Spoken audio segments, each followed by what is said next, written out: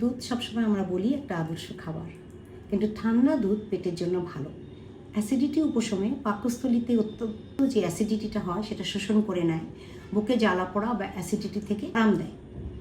পাকস্থলীকে ঠান্ডা রাখার জন্য আমরা ঠিক রাখে এবং প্রদাহ হতে বাধা দেয়। দুধে যে ক্যালসিয়াম থাকে, এই ক্যালসিয়ামটা পাকস্থলীতে যে অ্যাসিডিটি সেটা হতে বাধা দেয় এবং হজম প্রক্রিয়াকে কিছুটা সাহায্য করে, সহজ করে তোলে। দুধের মধ্যে যে ইলেকট্রোলাইটস থাকে সেটা শরীরকে আমাদের হাইড্রেটেড রাখে, যা পরে আমাদের পেটের সুস্থতায় ভূমিকা রাখে।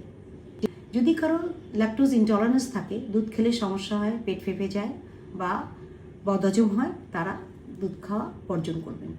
ঠান্ডার সর্দি কাশি লাগলে আমাদের ঠান্ডা দুধ খাওয়ার দরকার নেই। আর দুধ যখন খাবেন মনে রাখবেন